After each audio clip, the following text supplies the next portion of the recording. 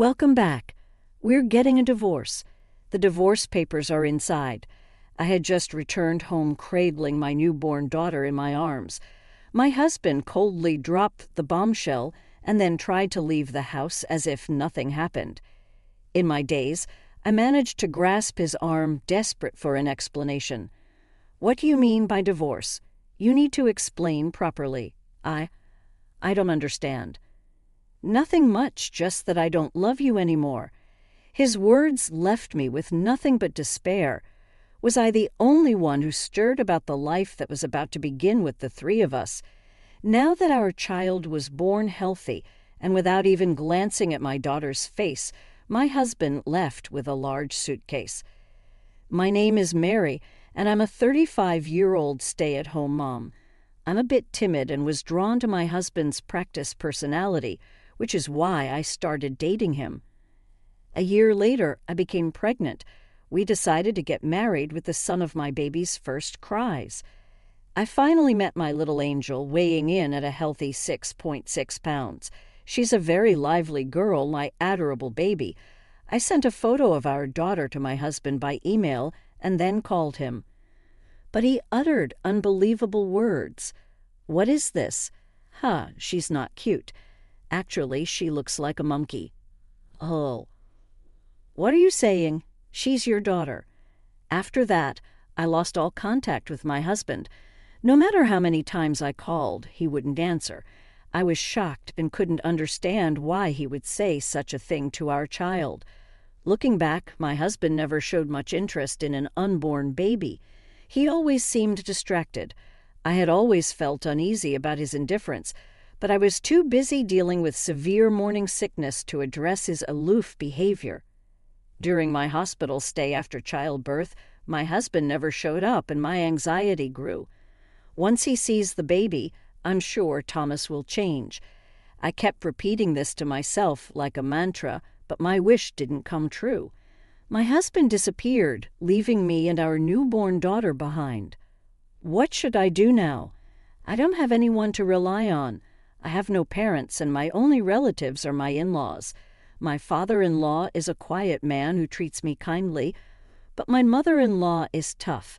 To be honest, I always felt a bit intimidated by her. "Mary, how long do you plan to be a stay-at-home mom?" Don't slack off just because you're pregnant. Find a job and work. Don't depend on your husband." "But Thomas said he wanted me to take care of the house." "I don't want to hear your excuses.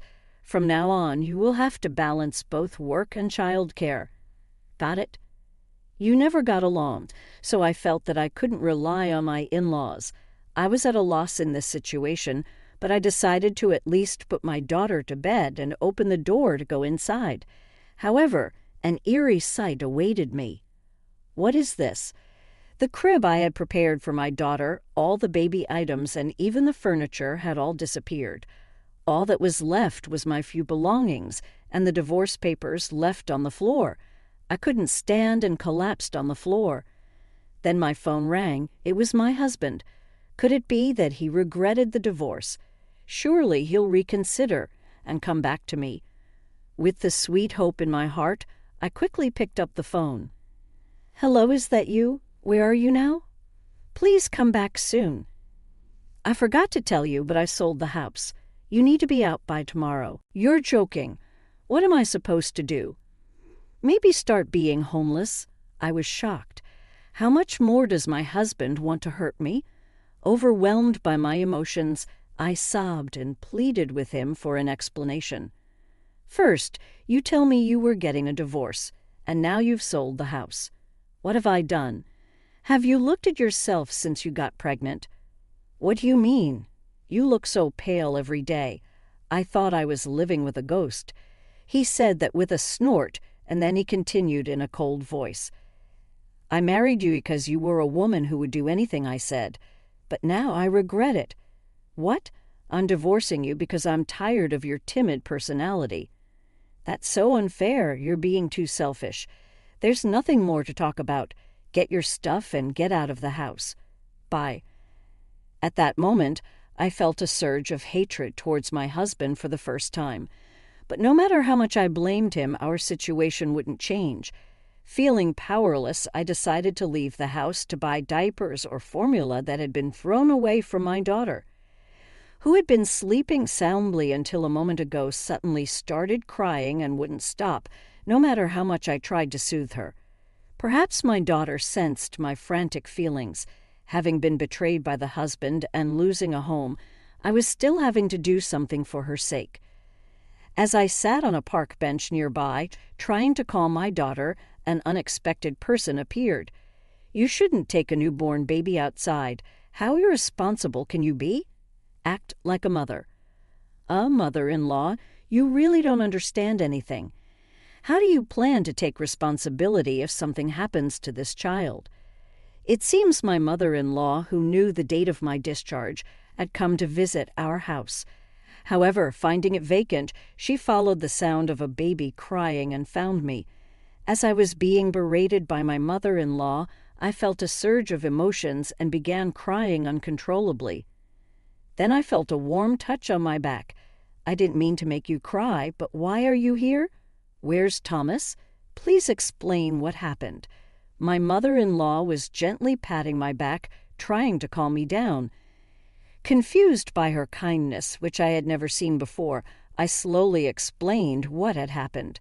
"Thomas did what is unacceptable. If you don't have a place to stay, come to my house for now." "But no buts. Let's go. I'll carry your bags." I was ushered by my mother-in-law and headed to her house. Upon arrival, she uttered words that left me astonished. "Let's live together from now on." "What? You don't have anywhere else to go, do you? Are you planning on becoming homeless with your baby? At least here you can stay out of the rain and have food to eat. Let's do this." I couldn't hide my confusion. Even though she had been treating me coldly and making sarcastic marks every chance she got, she was acting like a different person now. Seeing my struggle for words, my mother-in-law gave me a sympathetic smile. "I've been called to you all this time, haven't I? I'm truly sorry." "No, I was tough on Thomas, telling him to be more aware of his responsibilities as a father, but now this has happened. I'm filled with regret for not being able to help more." "It's not your fault, mother-in-law. Please lift your head." My mother-in-law drooped her shoulders, bowing her head and refusing to raise it. In the midst of this, I decided to ask a question that suddenly came to mind. "I always thought you didn't like me. That's why you've been cold to me. But is there another reason?" "It was because seeing you reminded me of my past, and it was unbearable. It was then that I learned a truth I had not known before. The gentle and quiet man who was my father-in-law had been a womanizer in his youth. My husband, who is similar in character to my father-in-law, had also frequently caused trouble due to his relationships with women. And finally, my mother-in-law said, 'I just wanted you to be a strong, resilient mother. That's why I was harsh. I kept telling you to find a job so that even if you ended up getting a divorce, you wouldn't struggle to make a living.' All of her harsh words had a purpose. I was overwhelmed with gratitude, knowing that my mother-in-law was truly a warm-hearted person. But why didn't you divorce my father-in-law, mother-in-law? I don't think I could bear infidelity. I would definitely divorce. That's because I was the one who was supporting our family all along." "What do you mean?" "To look down on me, a stay-at-home wife at the time, and changed women as if they were disposable. But I couldn't stand it, so I started to work. Eventually, I started earning more than him. He didn't want to lose the comfortable life we had, so he became submissive to avoid me divorcing him." So the father-in-law I see today is the reformed version after he reflected on his actions. Exactly. I thought that was the best punishment for him, rather than just divorcing him. As I continued to have such a conversation with my mother-in-law, I found myself smiling without realizing it. However, my mother-in-law's expression suddenly turned serious. "Speaking of Thomas suddenly wanting to get a divorce, could it be because he's having an affair and wants to be with that person? Did you notice anything unusual about his behavior?" Honestly, I have no idea, but I can't just do nothing and let the divorce happen. I took out the divorce papers I had brought from home. Wait, is this? When we saw the papers, my mother-in-law and I exchanged looks. With a certain resolution in mind, we decided to make a plan. The next day, my mother-in-law called Thomas to put the plan into action. I heard you want to divorce Mary. She already told you, huh? What are you talking about? I'm absolutely thrilled. It's right to divorce someone like that. You should replace Mary with a younger and more beautiful woman. Yeah, you're right. I never want to see her face again. She might be living under some bridge by now. What a pathetic man. He seemed to completely believe that my mother-in-law hated me. I felt anger rising within me as I heard him getting overjoyed without knowing I was listening in on the conversation. But hell is waiting for him. Actually, I have someone I'd like to introduce to you. Oh, you've already found your next mistress, Mary? Well, yeah, that's something to celebrate. I'm going to pull out a celebratory gift for the two of you. I have a term deposit of $10,000 maturing next month. I'll give it all to you as a gift. Are you serious? Of course, but in return, I expect a grand celebration and a proper introduction to your partner. Don't rush and register the marriage before that, okay? I got it. Then I'll bring my partner to my family home in a month. Please take care of the gift money. My mother-in-law, such a great actress, had my husband fall right into our plan. Mother-in-law and I exchanged satisfied smiles. I decided to continue my secret preparations until the day came. A month later, my husband, oblivious to the trap, arrived at our family home in high spirits with a young woman. I opened the front door with as much composure as I could muster and greeted them. Welcome. Huh? Why are you here? My husband looked as if he was about to faint from surprise, and the woman looked utterly confused. Then my mother-in-law joined us. Come in, she said with an authoritative tone. Overwhelmed, the two timidly entered the living room. Mom, what's going on? Shall we start, Mary? Mother-in-law presented them with several photos of them entering a hotel and a report detailing their activities over the past month. I'm suing you for damages with this month's evidence. There's no escaping it. Be ready. Hold on, how did you gather all this evidence? Mother-in-law took care of the detective's fees, she said. It's best to leave these things to the professionals. Mom, why would you cooperate with her like this? Oh, am I wrong?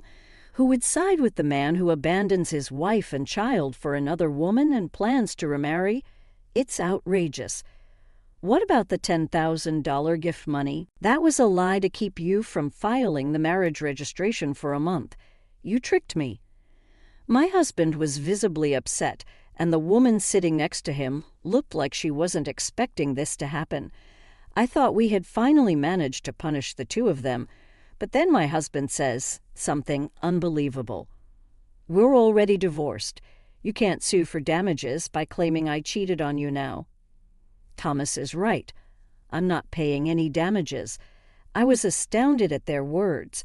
The statute of limitations for suing for damages is 3 years from the time you find out about the affair. Confidently snorting at their ignorance, I decided to share a certain truth with my husband and the woman. You know, we're still married, Paul. I haven't filed the divorce papers you left behind. Stop messing around. Why haven't you filed them? I wasn't satisfied with you just declaring a divorce without any explanation. Moreover, did you realize the incredible mess you left behind the day you moved out? Upon hearing this, my husband and the woman were both confused and exchanged glances. I presented them with a certain document. This is your marriage registration form, isn't it? I thought we lost it. Why you have it? It was overlapped under the divorce papers. You really are careless, leaving something like this behind. I laughed. Yes, the document I presented was their completed marriage registration form. Today we found this out. My mother-in-law and I discovered that my husband, Thomas, was planning to marry his mistress even though our marriage was still ongoing. We decided not to divorce immediately, but to gather evidence to prove that Thomas was having an affair. I will never forgive you for abandoning our family, and you too, Laura. I'll make sure you pay the alimony. As I declared this, the color quickly drained from Thomas's face. However, for some reason, the woman had a triumphant expression on her face. Well, if you're going to divorce him, that's actually fine with me. She's smart, huh? Because Thomas is rich, he can afford to pay whatever alimony he needs to, right? Hearing the woman's words, I finally understood the odd feeling I had about my husband. Thomas was by no means a high-income earner, yet when he appeared for the first time in a month, he was dressed in head-to-toe designer brands. I presumed that my husband, Thomas, had been pretending to this woman that he was wealthy to finance his affair. I assumed he sold our furniture, baby items, and even our house. I decided to break the news to this smug woman. I'm sorry to disappoint you, but this man isn't rich at all. What are you talking about? He only makes around $1,500 a month. That's pretty low for his age. I know his wife. I know what I'm talking about. What? That's not what I heard. Thomas, is what this woman's saying true? Why so silent? Looks like you've seen a ghost. Why don't you tell Laura the truth yourself? Unable to utter a word, Thomas just hung his head. The woman, losing her patience, exploded in anger. I call off our engagement. I have no use for a man with no money. Wait, please don't abandon me. I had never seen my husband in such a pitiful state. As soon as the woman announced the cancellation of their engagement, Thomas fell to his knees, begging for forgiveness. I couldn't stand their display, so I interrupted them with a shout. Enough. If you want to fight, do it elsewhere. Get out right now. The two, startled by my sudden outburst, fell silent. Then my mother-in-law, who had been silent all this time, finally spoke. Thomas, you're no longer my son. Mom, what do you mean by that? I'm disarming you. Take that woman and leave right now. Don't ever show your face again. Got it. Frightened by the fierce expressions of me and my mother-in-law, the two were paralyzed. I shoved the pre-prepared written promises at them, making them pledge to pay alimony and, in Thomas's case, child support as well. They left the house in a hurry. I submitted the divorce papers that very day, putting an end to my married life with Thomas. Afterward, just as I had expected, my ex-husband broke up with the woman. He had even resorted to borrowing money from loan sharks to pretend to be rich. After collection calls, he was fired from his job and forced to find day labor jobs to pay the $20,000 alimony and $300 monthly child support. Of course, we also demanded $15,000 from his mistress, who had to resort to working in shady nightclubs to pay it off. As for me, I've managed to build a strong relationship with my mother-in-law, whom I used to be wary of. Having divorced and lost my family, my mother-in-law proposed, "Let's continue living together." I decided to rely on her kindness. I started working and juggling it with raising my child. I can feel myself changing little by little each day. I think it's because I've become a mother and have someone I need to protect, and because I've been watching my mother-in-law up close. I want to continue living peaceful days with my beloved daughter and the in-laws who I want to cherish for the rest of my life.